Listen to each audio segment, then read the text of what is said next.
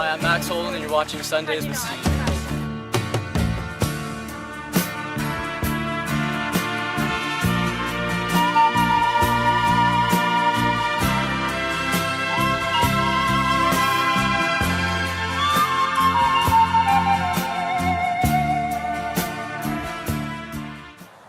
So today we're sitting down with Steve Weiler, head coach of the London Runner Distance Club, and we're going to ask him a few questions about how he got started with this whole thing. So when was it that you actually started the club? Officially started January 2006. Cool. So when you first started up, what was your plan?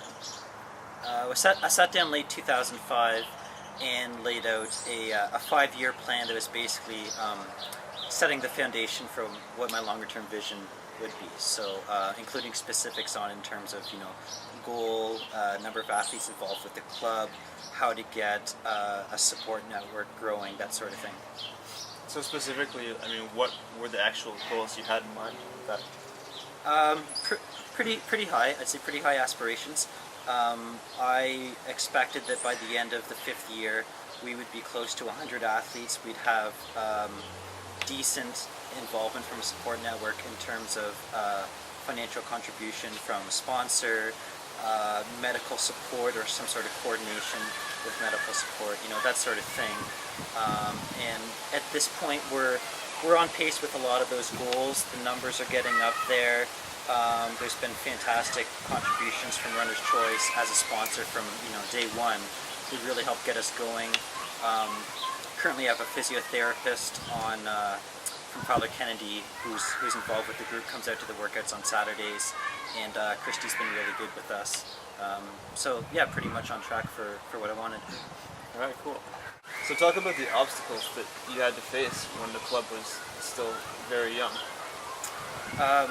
Well, a lot. I mean, essentially we're starting from scratch, right? Early workouts, you can count the number of athletes on one hand, that sort of thing. I'd been extremely involved in the community in a number of ways.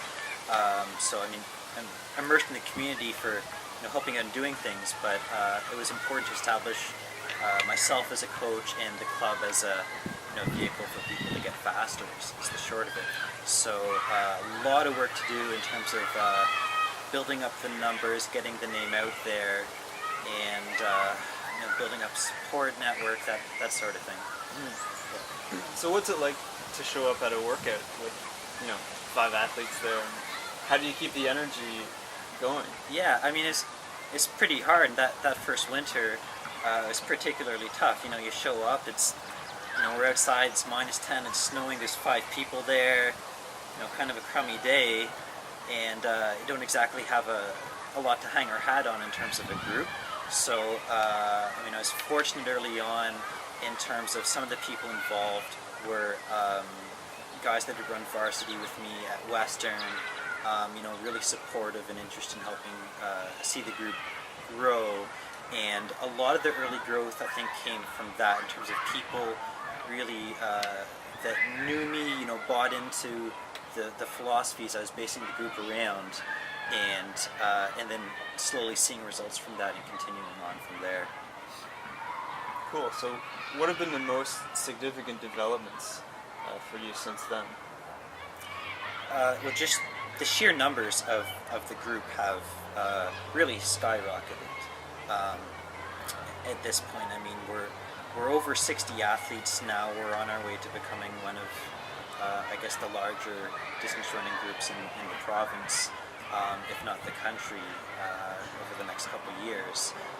Certainly a major factor for us has been the development of the collegiate post-collegiate group, simply because in the decade that I've been in this area, there really hasn't been much going on in that area, and at this point just the sheer numbers as well as the number of those collegiate post-collegiates that are at or approaching the national level is really starting to take off, which is pretty exciting to see. Okay. Let's go back and talk about the development of your own coaching strategies. So, how did you develop an intuition for coaching before you actually became a full-time coach? Yeah, so I at some point trained for and raced pretty much every distance from 800 meters up to the marathon. through my high school and collegiate days. So that certainly provided a background, but I mean, that's really just a small part. I was a voracious reader for a time, so getting into a lot of the science of it, my background's in kinesiology, so the science of it there, and getting into what I think is some really interesting stuff in terms of learning about, you know, how a coach like Phil Jackson coached, or reading Sun Tzu's Art of War.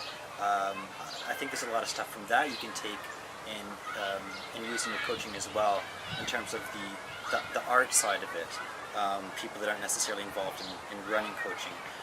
Certainly I've been involved in quite a number of groups at the school and club level since my high school days, and just learning from those different people and seeing how they work and how they've created their success. And then I was very fortunate early on in terms of this group's development, in terms of a gentleman named Hugh Cameron offered to help mentor me along in the early years as I was going through a similar process to what he had done a while back. So I mean, all these different elements certainly shaped what has been going on, and I've really done my best